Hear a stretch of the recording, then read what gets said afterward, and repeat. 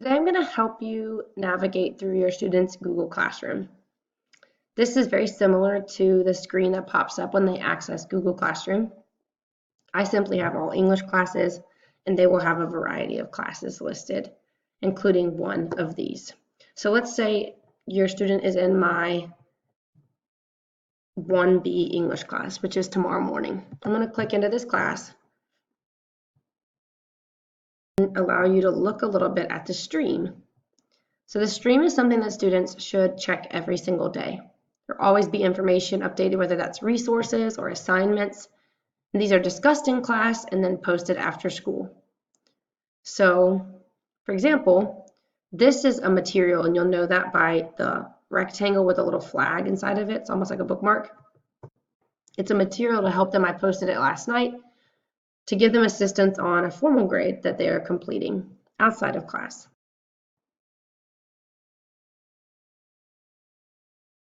So, additionally, let's look through things other than material. So again, this is a material.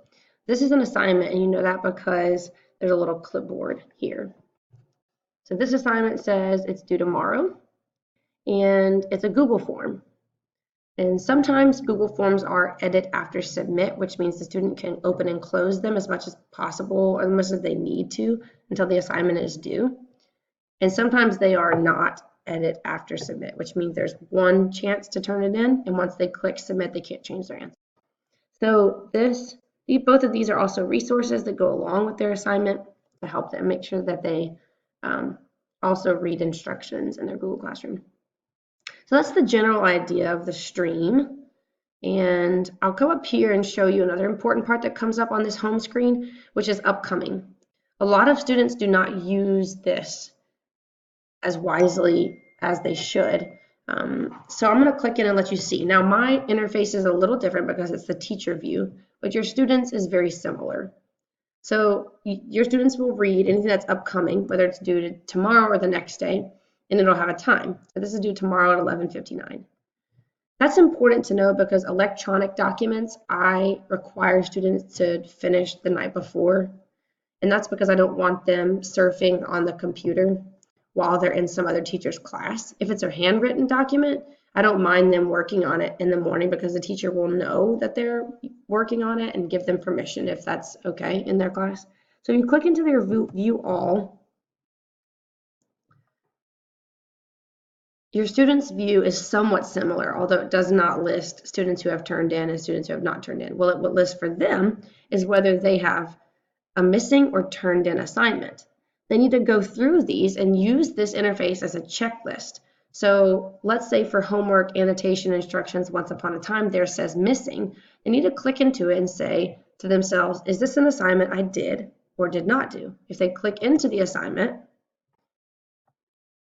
they will have an area somewhere up in their right-hand corner where they can click turn in to check off, yes, I did this, I completed it, and I want my teacher to know that. Okay, so I'm going to kind of go back to where we were. Let's see. If it is completed, it should say turned in here, right? And again, this is a checklist. This does not mean that I, as a teacher, am telling you as a parent that I've received it. This is a checklist for the student to make sure that they have completed assignments themselves, okay? So it's again, that's why it's called to do. It's more of a to-do list. So back in the student section here, let's go to classwork. The classwork section is not organized chronologically. So when you're in this checklist that we had just looked at, the to-do list, it's chronological, the top being the most recent and the bottom being the farthest back in time. The classwork section is organized by topic and then by time. So underneath the violence and fear section, the assignments that they've been given the most recent at the top and farthest back at the bottom. Sometimes students can't see because there will be a lot of assignments within one topic, and they need to be able to click the view more and look for something if they are confused or if they have forgotten to do it. So that's the general idea of how to navigate. Even on your student schedule, even on your students' classwork section, I put some information for them like school schedules, general POB information, and then we started our first unit on perspective and bias. This is for students to complete their warm-ups if they miss class. They're always posted. This is the vocabulary section. And then we moved into our second unit, which was violence and fear. So anything that's related to violence and fear is in this second topic area. And then there's also an extra credit topic. Additionally, within the next week, I will post 2 more sections, which are only resources. For students, we've covered different topics such as author's purpose, author's perspective. We've covered plot structure. We've covered mood and tone a little bit. And so those are things that I will post under this classwork area for students to refer to in case they need any more assistance. There'll be links in there, there'll be videos, just things that can help them if they're not understanding what we're covering in class. So let's go back to the stream. Another thing that's important to notice is, let's see, I'm going to scroll down a little bit farther. Oh, I guess like this wouldn't be important. Warm-ups are an assignment. We generally do 3 days in a row of warm-ups. And then on the 4th day that they're in my class, they submit all of them.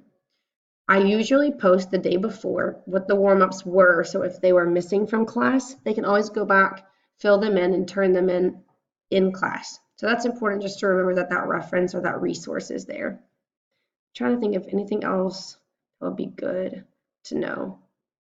Again, this is the teacher interface, so it does look a little bit different, but for the most part, your student's screen is very similar, and I think they're both pretty accessible.